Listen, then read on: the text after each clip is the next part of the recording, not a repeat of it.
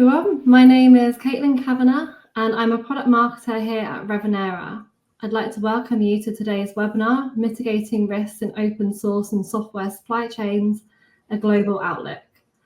I'm joined by Leon Schwartz, Principal at GTC Law, and Andreas Kotulla, Founder and CEO of Bitsea. Today, they'll be discussing the latest regulation changes in the US and the EU, taking some real-life examples to explore what's really changing in the world of open source and what you need to know to help your clients and organizations navigate their legal rights and responsibilities. Before we get started though, let's go over a few housekeeping details. Firstly, today's discussion will be roughly 45 minutes long. If you have any questions or comments along the way, please add them in the Q&A tab and we will try to answer those at the end of the session, as time allows. If we don't get to your questions, don't worry, we will follow up with you after the session. We also have a number of resources available to download on today's topic, so please check those out in the handout tab. That's all from me for now, so over to you, Andreas and Leon. Thanks, Caitlin. So I think it's safe to assume that everyone who is here, if you're in the right virtual place, right, knows what software is. But I think before we get going too far, we want to just remind people that some things that you don't often consider as code, such as data, specifications, interfaces, APIs, they really do count as software when it comes to your use of third-party things. Open source software is software that is generally available in source code form, right? I think we also all know that. And I think we also know that it's free as in speech, not necessarily free as in beer. One interesting wrinkle here is that in order to qualify as open source, under the Open Source Initiative's definition, open source software can't discriminate against people or actions, right? So you can't say, oh, and by the way, you can't use this in a commercial setting. If you do that, you can't be an open source license. However, of course, there are some licenses that make it difficult to do that. The other thing I think it's important for us all to remember is that open source is absolutely everywhere, right? And I'm sure Andreas will agree with me on that one. Yeah, so when you look in the development landscape, experienced developers, they do not write code from scratch.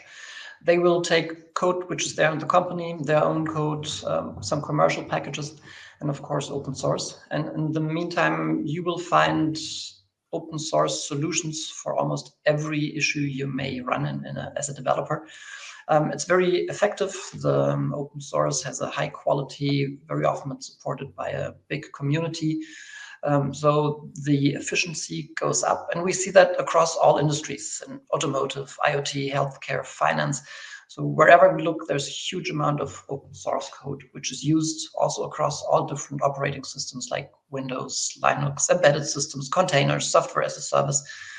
Even when you look at an electric toothbrush, it will have tons of open source software.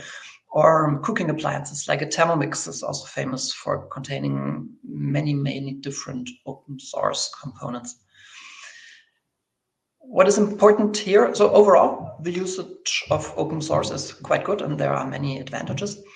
There are some risks that need to be managed and we will be talking about some of those today. So the first one is compliance that Leon has mentioned already. You need to make sure that you know what is in your software, if there are specific obligations that you need to fulfill to be legally compliant. A second risk that you always have is the security vulnerabilities. As any software, open source software may also have security vulnerabilities. But if you have a commercial package, your vendor will tell you, or your supplier will tell you that there is a risk and he will deliver a patch. For open source, you need to look for a solution by yourself because only you know what kind of open source packages you have.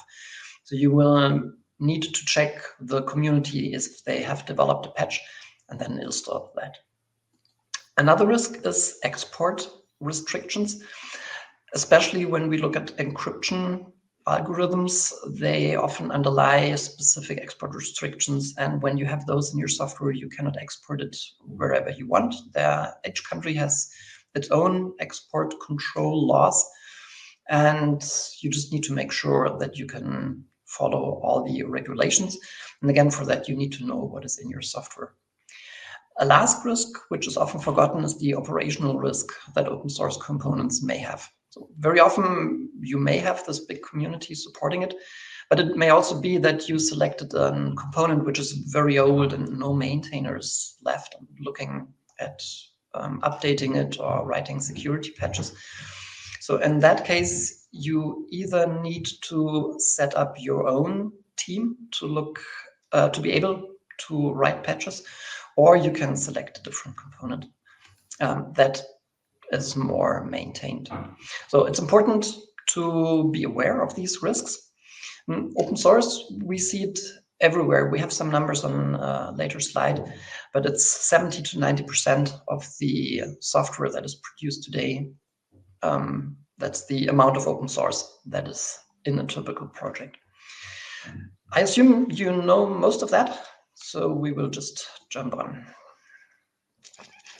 Yeah, thanks. And so it's interesting, Andreas, that you mentioned toothbrushes, because believe it or not, I had one of those little GPL notices come out of the box with my last toothbrush. And my immediate concern was, what exactly are we doing here, right? Is this going to connect to my dentist office and tell them exactly what I'm doing and how often and how well? So that toothbrush went back, and I got one that didn't have Bluetooth in it. But yeah, it really is. Open source really is everywhere, and it's important to remember that there are risks, as Andreas mentioned, and we'll definitely get into them a little bit more in a couple of slides. But there are certainly benefits, right? And we all know what they are. I don't think we need to spend a ton of time explaining why open source is really better than sliced bread in so many different ways. Interesting survey here from Bitkom, and I know that Andreas is very much involved with that, so he's going to help walk us through it. I thought some of the numbers that you see here on the screen are interesting. I think some of the other numbers in the survey were extremely interesting. So, for example, 35% of respondents say that cost savings were the #1 driver of open source adoption for them, right? Which makes sense. Open source is free. Now, at the same time, 14% said that legal uncertainties around licensing was the biggest disadvantage, right? Only 14% of people think that legal issues might be an issue for them when it comes to open source. Kind of interesting. 73% indicated that features of open source software are vital in their open source selection, right? So if it does the thing that you want it to do, that's kind of key. That makes perfect sense. But less than 40% said that of the licensing, right? And as we'll see in a couple of slides, that's kind of interesting because the open source licensing varies very, very, very much. And so 60% of people said that wasn't an issue for them when selecting a component. Right. 32% of people that use open source software don't, 32% of the people that use it have a strategy for the use.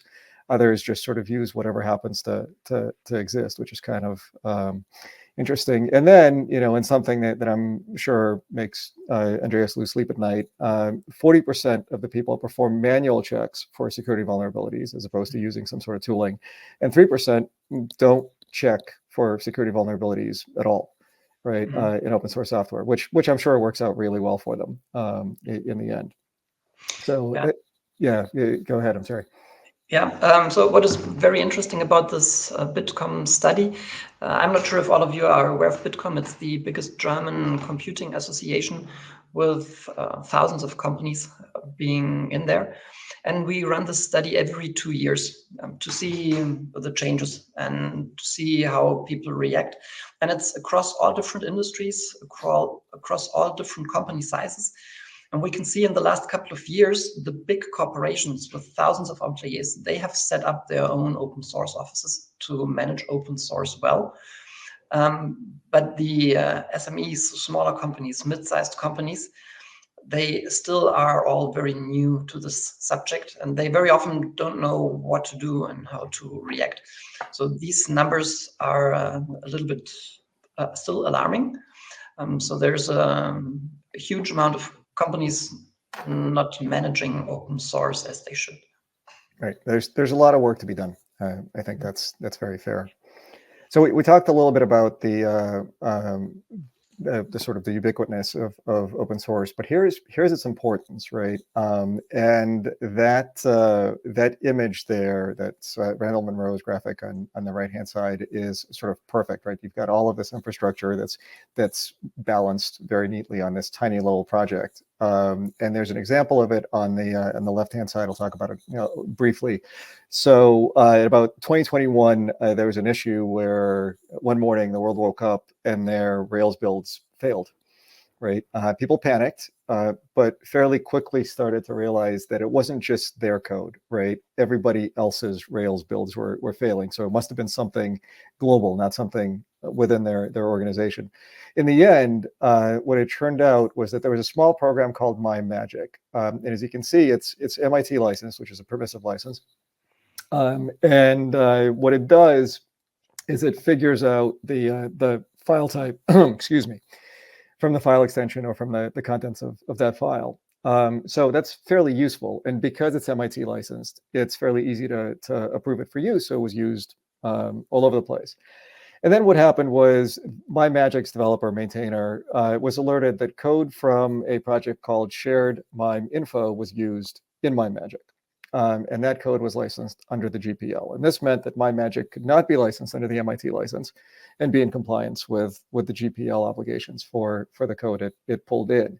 So completely understandably, right, if you're a maintainer of a small project that's free, that you're not making money off of, and somebody starts saying that you're doing something legally wrong, right, developer panics, and immediately changes the license to GPL, and then goes ahead and says, well, you know what, there are these old versions and they're under the MIT license and they shouldn't be. So he just removed them, right? That was the quickest solution, is to make them go away. So of course, anyone whose build relied on pulling one of the earlier versions, right, the last one of which, the latest one, had been the latest version available until that morning, right, could no longer build.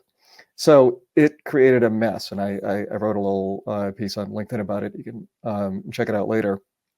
So basically, the road to hell is paved with good intentions, right? Like this, everybody tried to do the right thing, and it created a mess for absolutely everybody. In the end, it all gets fixed, right? The GPL licensed code gets removed from MyMagic, the license goes back to MIT, everybody's happy. But there were a couple of days there where it was really dicey for everyone and really a lot of headaches.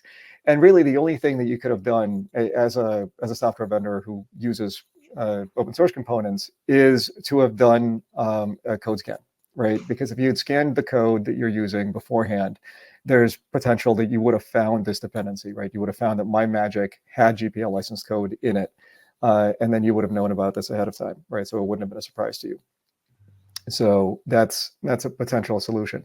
So I mentioned licensing. I know that I can guarantee that pretty much everyone has seen either this slide or something like this before, right? The key thing here is that there are permissive licenses, there are less permissive licenses, right? Open source licenses can't be talked about as sort of, you know, open source licensing. It's very much dependent on which license is it is that you're working with. So don't think of them as solid.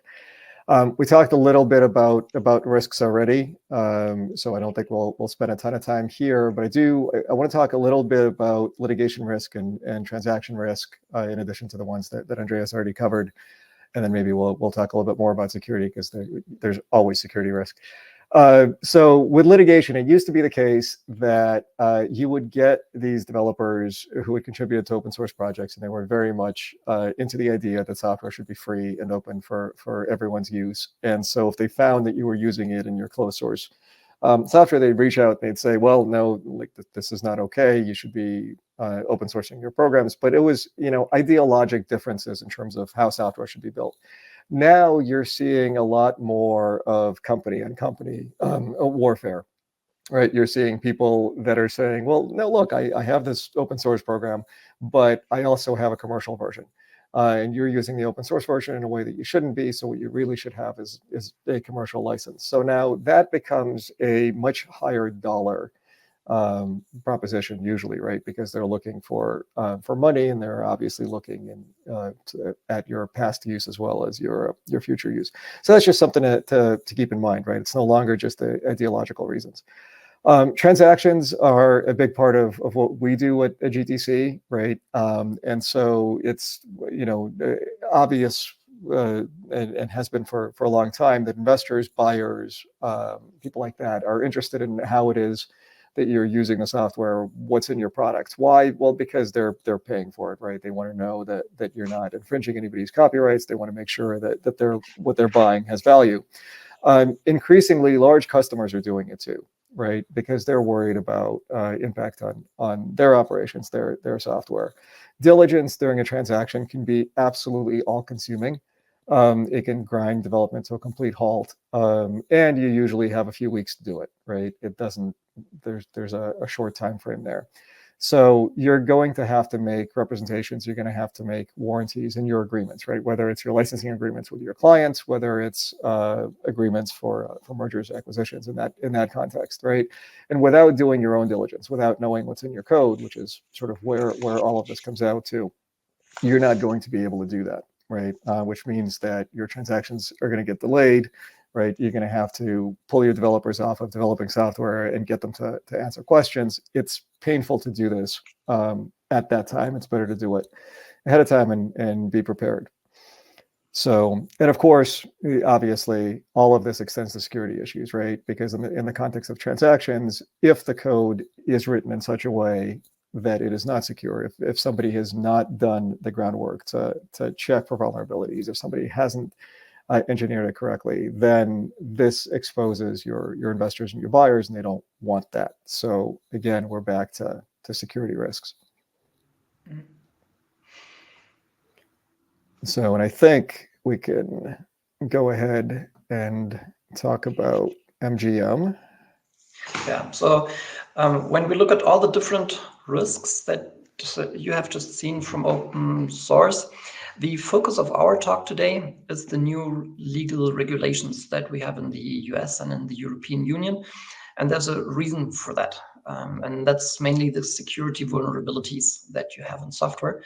And we have some examples from what happened only recently. And one nice example for a security attack is an attack on the MGM resorts. You may know it's a big hotel chain. They have some fancy Las Vegas hotels, and they were hit by a ransomware. Just a couple. Yeah, they were hit by a ransomware attack, which compromised all their computing systems, and they had to shut down operations completely, which was a major hit for them. So the guests were locked outside their rooms. They could not enter anymore. You could not do any bookings. All the reservation systems were not working anymore. They had to spend around $10 million on cybersecurity companies that helped them get rid of the attack. And with the people not being able to book, the rate of the occupied rooms dropped by 5% for almost a quarter. Overall, that was an estimated $100 million loss that MGM had to cover due to a security risk or exploited security risk. Interestingly, it was done by social engineering, and somebody was able to break into their system with a ransomware attack, and they exploited a vulnerability in an open source component. And there are statistics that around a third of the ransomware attacks, they begin with an exploitation of a known security vulnerability in an open source component. So that means it's very important that you regularly patch and check, and again, that you know what is in your software and have a very tight control and management of the of your open source components.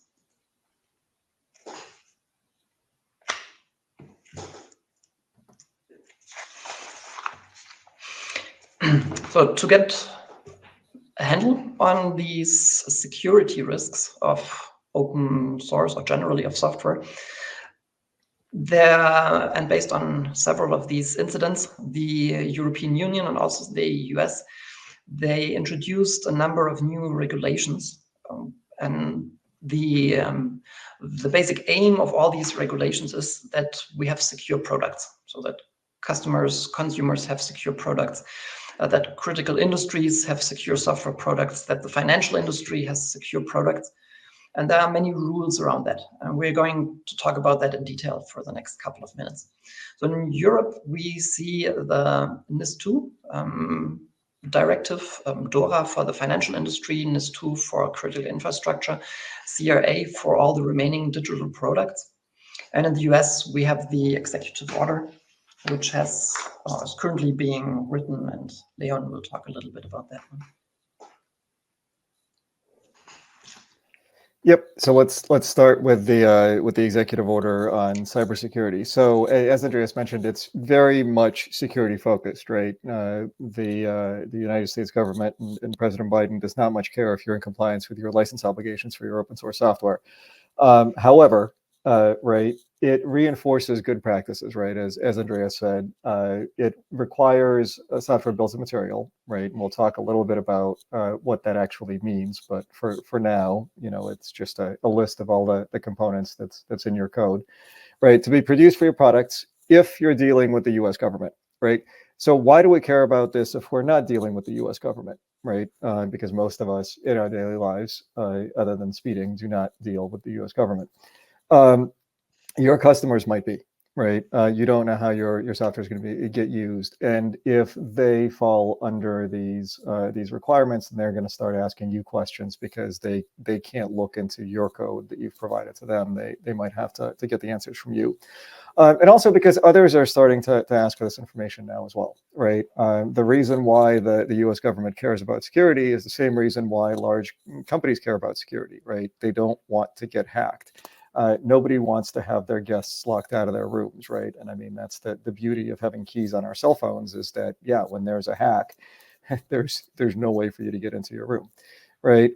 So what we're seeing in our practice is more and more customers are asking for software bills of material, right?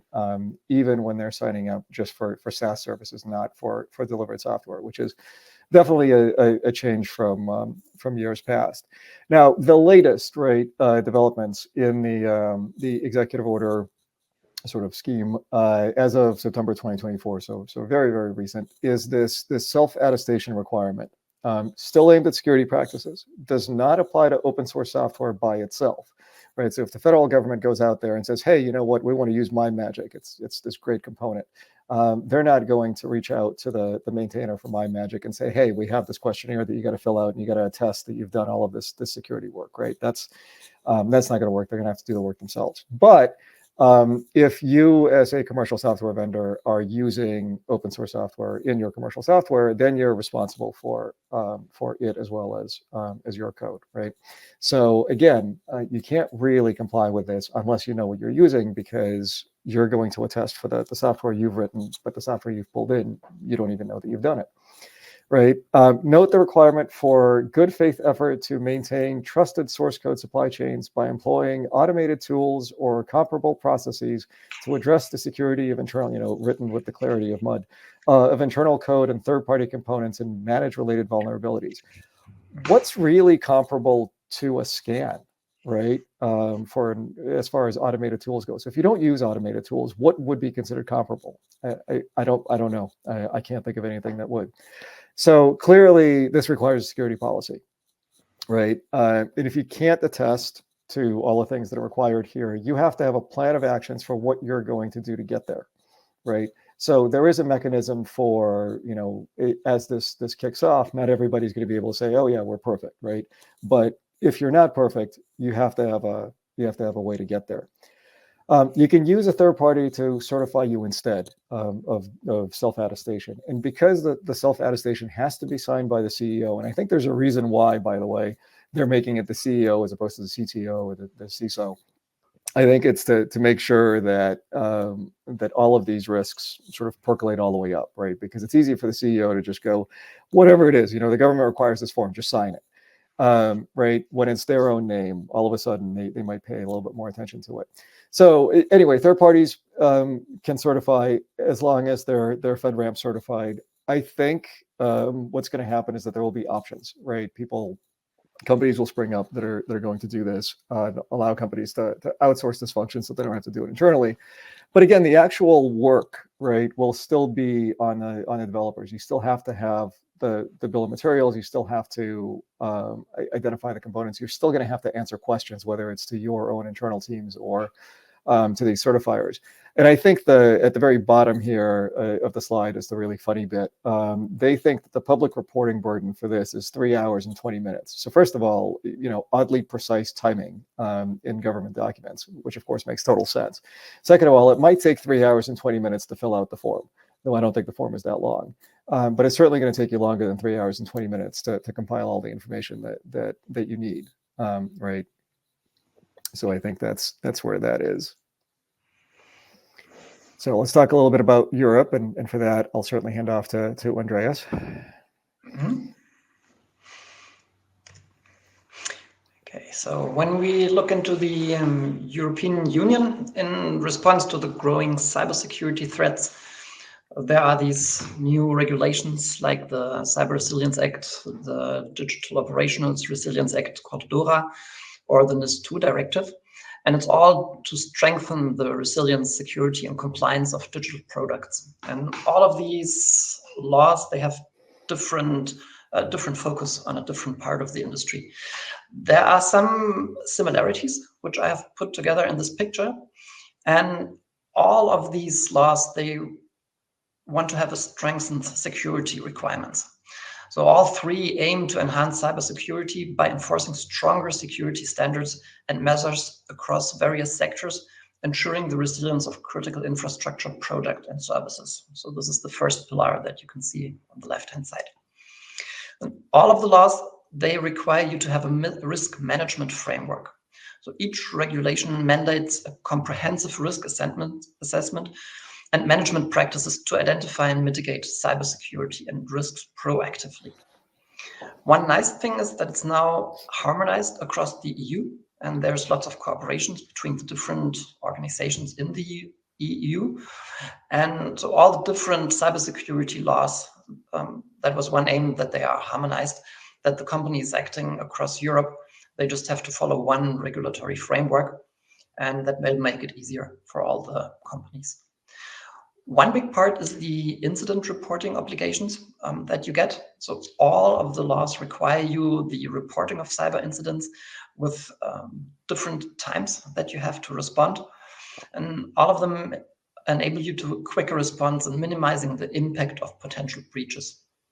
And the last one is the accountability. So we've heard from Leon already that in the US for the new act, the CEO is responsible. We have a similar accountability in Europe. So for most of the laws, the owners, the CEO is responsible to make sure that all of these obligations are met. If we look at these 5 pillars, they are all standing on software, and the software itself is composed of the proprietary part and open source part. And we've mentioned already that the open source often is 70 to 90%. But if we look at the proprietary part, for that, it's fairly easy to be able to fulfill all these new regulations. You can just have a contract with your supplier. And in that contract, you will have how you act on patching. You can have a patch process. You can regulate all of that. For open source, there is nobody whom you can have a contract with. So you need to be able to cover that somehow yourself, or you need to get a service from somebody who offers you to look at the open source software and to enable you to write, for example, patches. So in the next couple of slides, I will look at the different laws in a little bit more detail. And I will highlight the goal, the focus, and the core principles of each of these laws. So let's start with NIS2. That has been around for quite some time. So there was a NIS1 before. And the revised Network and Information System Directive, it's an EU directive designed to improve cybersecurity across the European Union. And it affects all the industries that are working in critical infrastructure. So that may be water supplies, healthcare companies, electrical companies. And there are pretty high penalties that you get when you do not follow these core principles. And there is a standard organization in the EU that will collect all the reports from all the different companies. The main obligations are, again, you need to do risk assessments. You need to develop and implement incident response plans, and you need to secure your whole supply chain. And what is interesting is the whole supply chain. So not just the software that you write and that you have, but from all your suppliers and from their suppliers. And again, from their suppliers. So you need to make sure that the software that is actually running in your system, which was created by maybe hundreds of different vendors and suppliers, you need to control all of them with your risk management strategy. And you have these significant reporting obligations where very quickly after an incident, you need to report what it was, how you handled it, your workaround. And you need to make sure that that is all set up very well. The basis for all that requirements is that you know your software. So that's what I put in the bottom again, and you will find that on every slide. So the basic thing you need to do is you need to know what is in your software. You need to maintain a comprehensive list of all the components, not just the commercial ones, but also all the open source components. And not only your own ones, but also from your third-party providers and all the dependencies. And that can be quite some effort to get all of that together. If we look at the DORA,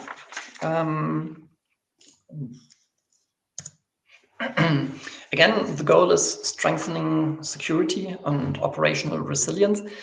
DORA focuses on the financial sector. So all the banks and credit institutes, they need to follow the DORA directive.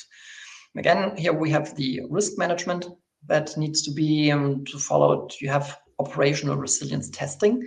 So there are many audits that you need to follow. We have a very strict incident reporting. So within 4 to 24 hours after identifying an incident, you need to report it. And there needs to be an intermediate report after 72 hours. And a final report within 1 month of the incident. The third-party risk management explicitly includes the vulnerability and patch management also of open source components. And I've mentioned briefly that patch management, you can contractually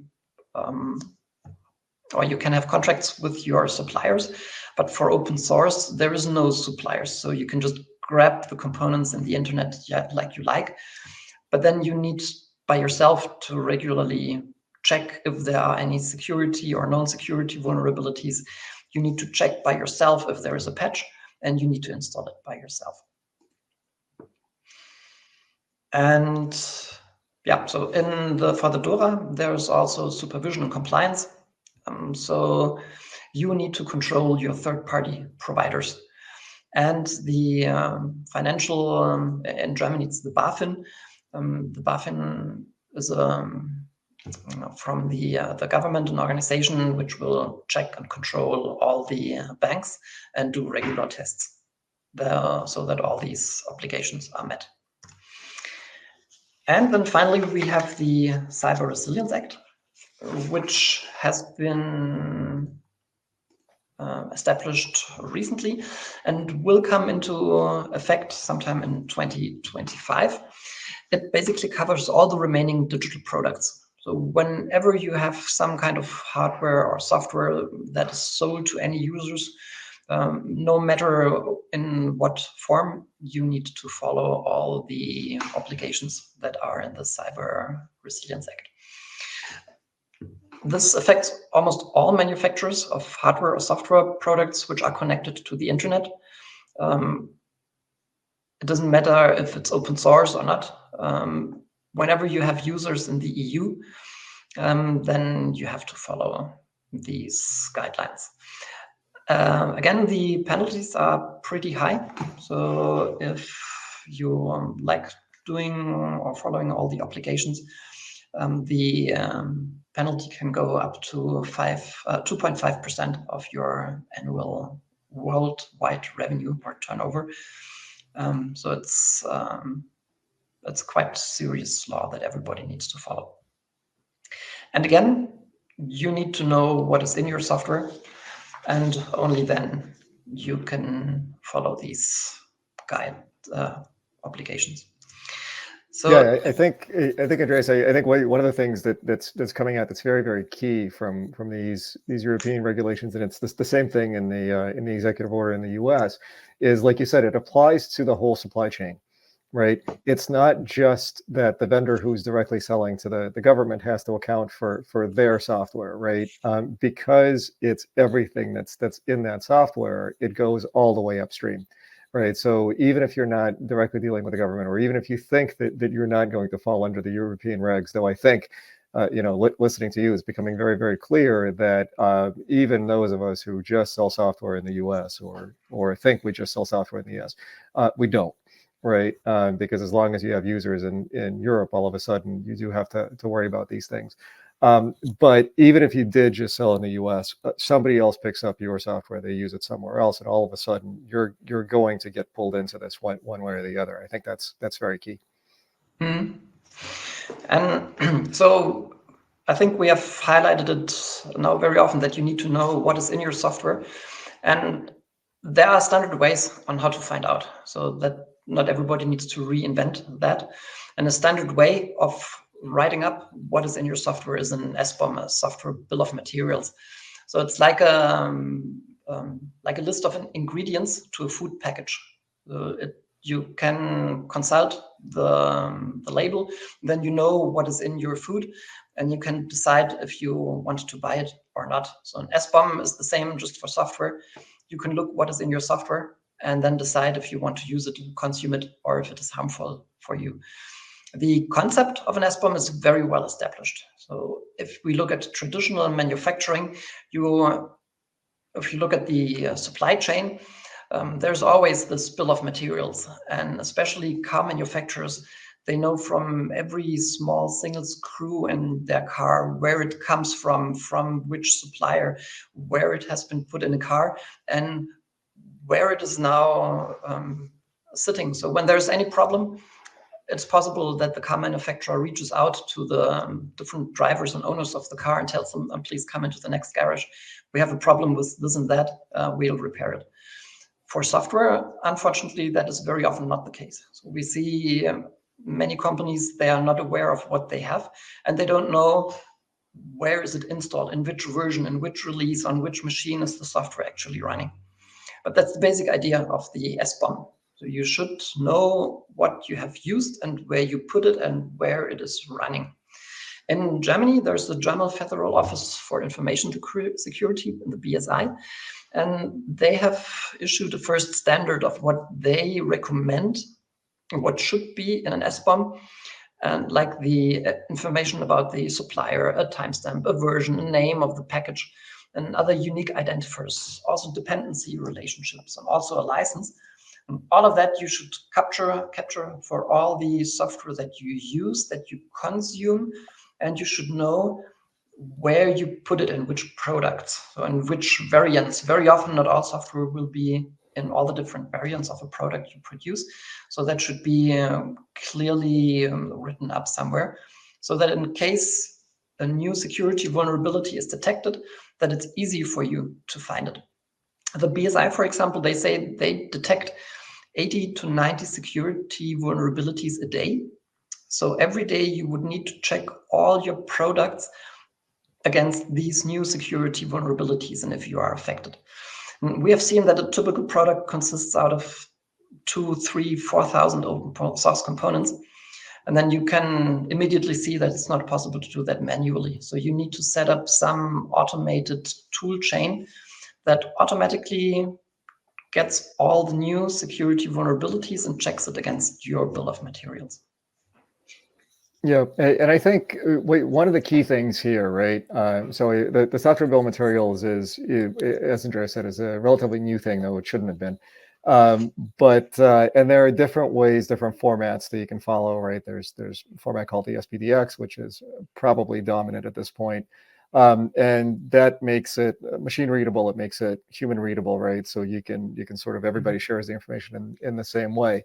One thing that I like to sort of interject in here is that the SBOM is not all the data that you need, right? It's a good starting point, and really it's a view of the data. So my sort of suggestion, my practical advice is, as you're doing your diligence, you're going to collect a lot of information. So in addition to identifying all the components, right, that's the information that goes into the SBOMs, you're going to collect the license text. Why? Because for compliance reasons, you're going to need the actual license text that was provided with the component, so you can put it in your notice and attribution file and give it to your customers.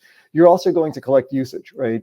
Because we talked about how open source licensing is not a monolith, right? There's permissive licenses, there are restrictive licenses. So for some of these components, you're going to figure out whether they're distributed, whether they're hosted within your solution, whether they're modified, how you link them with your code, right? If there's a programmatic link between your proprietary code and the open source code. Once you've collected that information, that allows your legal department to say, okay, fine, this is acceptable, you can use this. Don't lose that info, right? Make sure all of that is stored alongside with all of this information that's needed in the SBOM. And so that way, once you have this data, right, somewhere, pick a database of your choice or a spreadsheet, that doesn't matter, right? Store it somewhere, but that allows you to create all of these views. So at the end of the day, you can produce a software bill of materials. You can produce a notice file. You can produce materials that are requested during diligence, right? Which is not SBOMs or notice files, but are something in between, right? So keep all of this information and definitely try to hang on to your usage info, because having to recreate it time and time again makes your developers very, very angry, and you don't want to do that. Developers are not people you want to have angry at you. So I think next we want to talk a little bit about what everybody's been talking about for the last couple of years, with good reason, right? So generative artificial intelligence, or GAI. Before we do that, let's talk a little bit about the terms that we're going to use. The thing we're all hoping for, or perhaps we're all terrified of happening someday, is called artificial general intelligence, AGI. So that's thinking, decision-making, emotions, the works, right? Think Data from Star Trek, when he had his emotion chip in for that one episode. And I know I can't see everybody in the audience, but you all better be nodding and understanding what I'm talking about. If not, go watch Star Trek. So at this stage of the ball game, that's all this is, though. It's science fiction. We don't have this. The question is, when are we going to get there? And really helpful estimates from experts range from years to centuries. So I guess for today, I get to keep my job, and we all get to keep ours, but it is coming. Now, artificial intelligence, AI, is much narrower in ability, right? It mimics human intelligence, but usually for some sort of a narrow purpose. It's not for everything. Machine learning is how we achieve AI, right? So these are algorithms, models, data, lots of data that are used to create it. And deep learning is sort of a subclass of machine learning, right? So you have multiple layers of models to build the AI. And then finally, at the very bottom here, we have GAI, right? So set of deep learning methods that can generate data, such as text, images, most importantly to us here, software code. Right, so let's move along here. So here are, we'll focus on the GAI part, of course, right? On the part that generates stuff. Because that's what's relevant to us. Developers use these tools, right? You can see some of the tools listed on this slide, right? And developers use it to generate, complete, optimize, test, document their code, right? It's a tool that they're using. Whether they tell you or not, they are using them, trust me. And of course, this brings with it some risks, and we'll talk about those in a second. But first, Anyone notice anything strange about the picture that was generated by Dolly over here on the right-hand side? And I know this isn't interactive. I know you can't tell me. So everybody, sort of think amongst yourselves, and then we'll point some of these out. So for starters, the lines of code appear to be on the back of the monitor, not the front that's facing a developer. Now, we see them as right to left, so maybe the monitor is transparent, which would make it futuristic, I suppose, but probably not particularly useful as a monitor.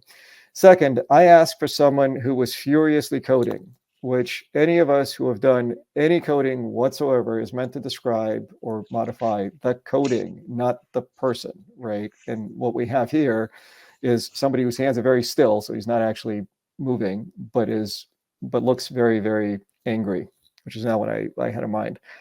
I could go on and nitpick the fact that the keyboard has 2 cords coming out of it, neither of which go anywhere. The mouse has none, but that's not really fair, because if I were to ask to draw a picture like this, you would get a stick figure that looked worse. So that's not really fair. So I think basically, as you can see, I can find many issues with an innocent drawing here, right? Imagine what can happen when you ask for code, right? So let's look at some of the issues. So some of the risks are on the slide. When it comes to generating code, the main ones are copyright infringement, breach of contract. So those are what we'll focus on today. These are related in that the code generated by these tools could contain the actual code that we use to train the model, right? And we have a few examples of that in the next couple of slides.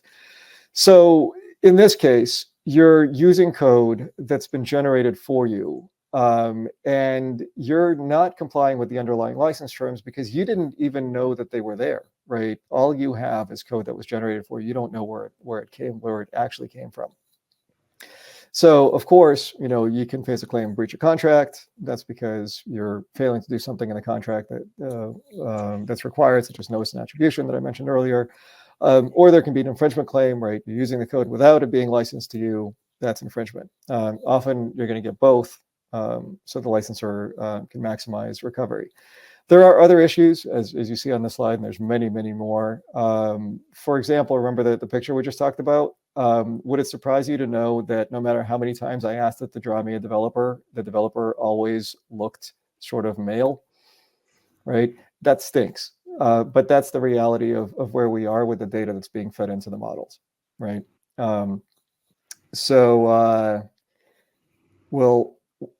We'll do some of those examples, I think next here of code that's being spit out. Yeah, so I have come up with one example. I hope you can read the code. And so what this, it's a Copilot example, and it shows you on the left-hand side, the first 2 lines are what the developer put in. So he's just suggesting what he wants to write, often in form of a comment. And then all what you see down here on the screen on the left-hand side is what the Copilot has learned. And it's just giving you an algorithm. Here it's some metrics operations. So that makes it very quick for a developer to develop code. It's a good help. Of course, you need to check it, because sometimes the code may not be fully correct. But at least you get a quick idea of what kind of code you should write. And why can Copilot do so? It's because Copilot was trained with lots of open source code. And especially for Copilot, GitHub was used, and basically all the open source code that was there was put into the training in the language model by training.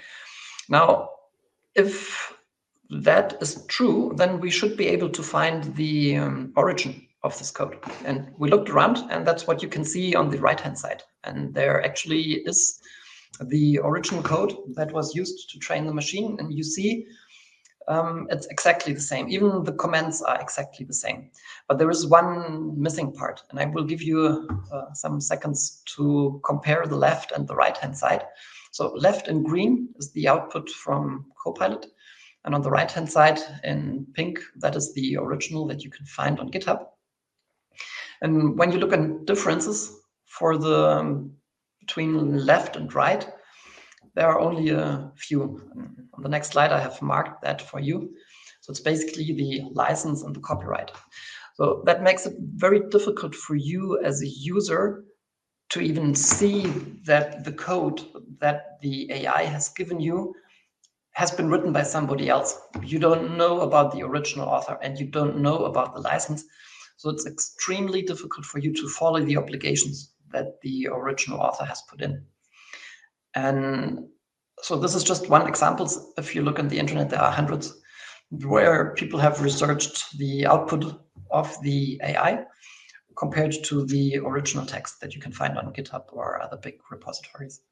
So generally, the use of AI makes development much more efficient and easier. On the other hand, you need to be aware of the risks that also Leon has just mentioned. And yeah, you somehow need to handle that. There was an interesting attempt by Microsoft. And Leon, I think you will be talking about that in a minute. Yeah. So you're talking about indemnification. We'll cover that in a second.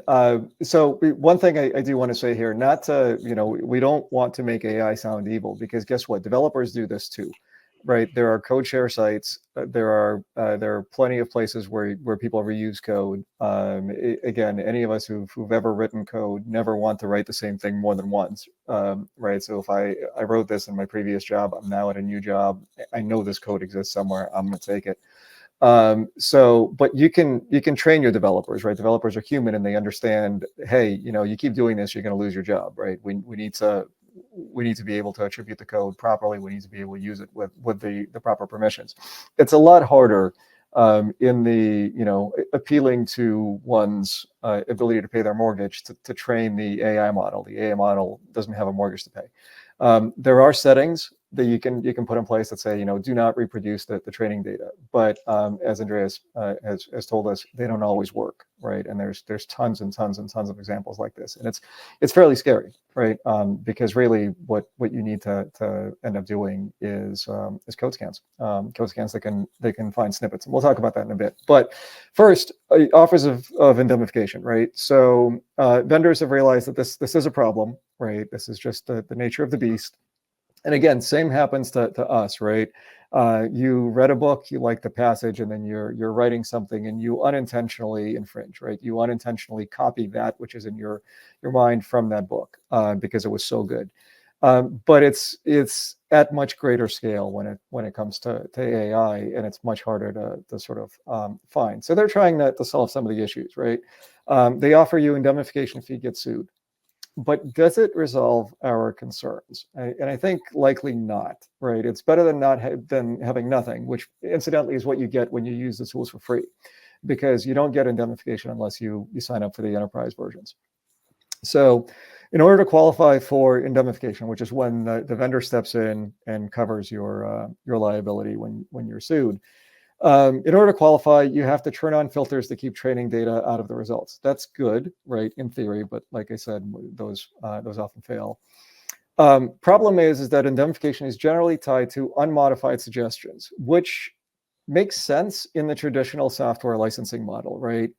If Andreas licenses a software program for me, and then he goes off and he modifies it, and he gets sued because of the modifications he made of infringing somebody else's code, I shouldn't be on the hook for it. The code I gave him didn't infringe anything. It was his modifications that created the problem, right? But that's not how we use code that's produced by these GEI tools, right? They're code snippets that we then put into our code. So what happens if you go ahead and you change the code a little bit more than what was shown on the previous couple of slides, but you change the variable names to comply with your coding guidelines, right? Or you add comments to the code, right? You haven't functionally changed anything. So does that mean that it's not really modified, or does it mean that it's modified for the purposes of this indemnification provision? I don't know. It depends on the actual language in your actual agreement, right? But it could make it very much moot. So the other issue here is that indemnification in and of itself, right, is not the end, right? There's more to the license agreements that you have. So the indemnification offers here are tied to your overall agreements with the vendor, right? And as all of us who've looked at any software license at any point in our lives know, every software license agreement is going to have a waiver of consequential damages, right? So things like loss of business revenue, loss of ability to make money downstream, right? So you're going to get coverage for direct damages. So if you get sued for $100 million, right, indirect damages, fine. But any loss of revenue, your inability to sell your software, that's carved out, right? So that's number one. Number two is chances are that your vendor agreement with the Microsofts of the world, right, your overall agreement for licensing their software is going to have a cap on their liability, right? Because otherwise they're taking on unlimited risk associated with their software, which they're not going to do just based on what you're paying them. And usually the cap is typically, again, the past 12 months of fees that you've paid them, which is not, it can be quite a bit of money, but is it enough to cover your liability for an infringement claim? Right? Maybe not, again, but it comes down to you have to really understand your agreements, and you have to really understand what the limitations are before you can rely on this and say, okay, that's it. I don't need to do anything else. We're good here. So I think in the end, it's a good thing to have. Certainly good practices are use the enterprise versions if you're using them within your commercial products of development. But it's not a cure-all, right? This isn't something you're just going to rely on and forget about. So if it's not, right, then well, what do we do, right? How do we solve for these things? And I know we're running late. This is now 55 minutes into our 45-minute presentation. So we'll try to go quick on this last slide, leave some time for questions at the end. But in the end, all of these things, right? And there's a reason why, Andreas comes at this from the security angle, and I come at it certainly from a licensing and compliance angle, right? But there's a reason why we do this together today. It's not just because we like each other, though we do. It's because this all fits, right? To solve the security-related problems, to solve the license and compliance problems, to solve your executive order problems, or to solve your European reg issues, to solve your AI-related issues, it all boils down to the same thing. You need a good open source software policy that involves both compliance and security. You need a mechanism to review your code bases for components, including snippets, right? So not all code scanners are created equal. Make sure that your vendor, such as Revenera, is capable of finding snippets, because that's very, very key, especially when you're using GAI tools to generate snippets for you, right? They need to be able to look at that code and see if they can find the missing chunk of licensing that was removed. Right. You need a policy covering the use of GAI tools, right? And you definitely need software bills of material. You need all of this stuff that tells you what it is that you're using, so you can respond to security issues, so you can have your license compliance taken care of. And so if somebody comes in and claims, hey, you're using my component, you're not in compliance with my license, you can say, no, but I am, right? Here's the diagram, right? And we do this for clients all the time. Here's the diagram of how your component is used, and that's why it's okay to use it, right, in this context. So we're not in breach of anything.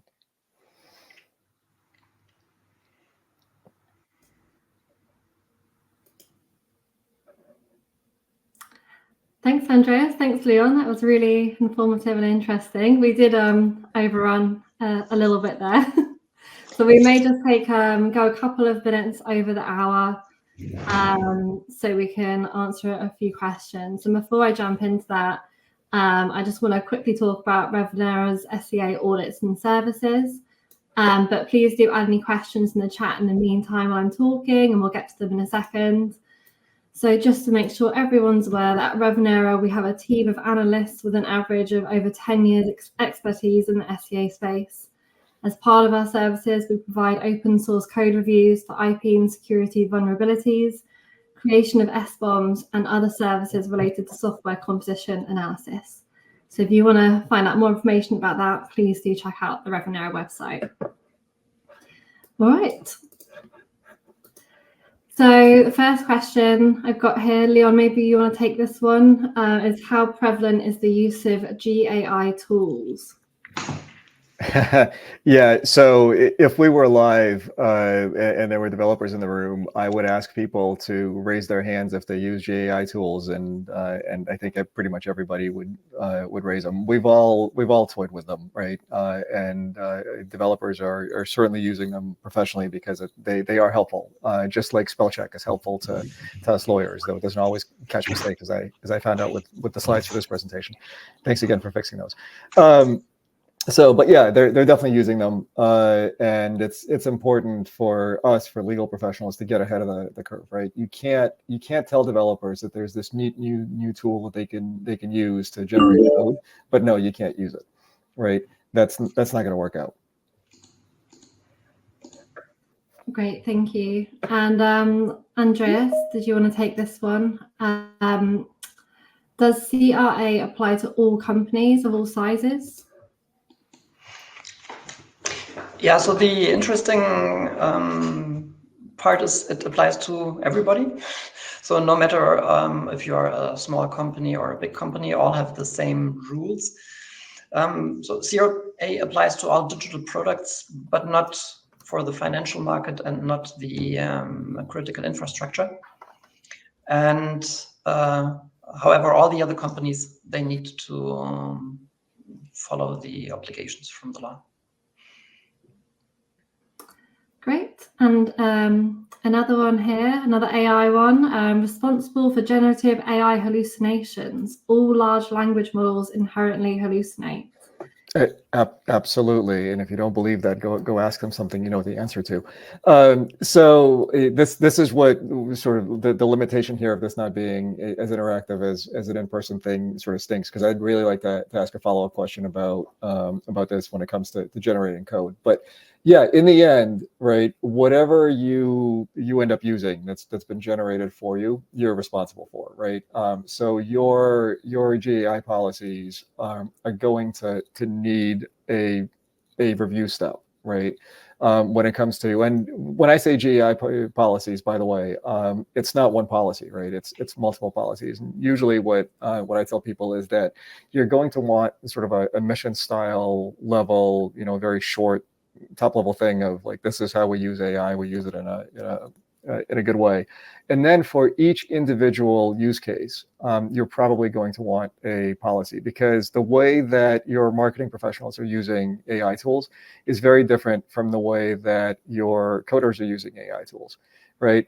And sure, right, if I ask Copilot or any of the other ones, I don't mean to pick on Copilot incessantly here, but if I ask them to document my code, to put in comments, they're going to come up with some nasty things to say, right? Just because, again, they've been trained on comments from actual developers. And those of us who've developed code have seen some very interesting things that people put in the comments.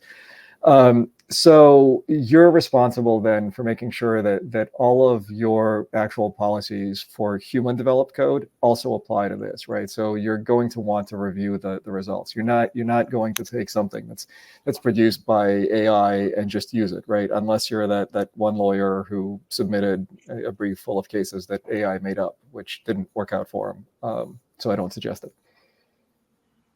Great. Well, we are a couple of minutes past the hour, so I suggest that we leave it there and pick this back up in another webinar. So yeah, sorry, Caitlin. Yeah, and I was going to say, I know we didn't actually put our contact info on the slides here, but I'll be happy to add it to the version that we circulated for circulating the slides. But yeah, feel free to reach out to us anytime. As I usually like to say at the end of these things, I like to talk about open source, which doesn't make me particularly popular at parties, but it does serve a purpose. So if you have any questions we didn't get to, if something we said didn't make any sense to you, or if my answer to any of the AI questions didn't quite hit because that's not what you were asking, but by all means, follow up. Great. Right. Okay. Thanks, Amy. Yeah. Thank you, everybody, for listening. For joining.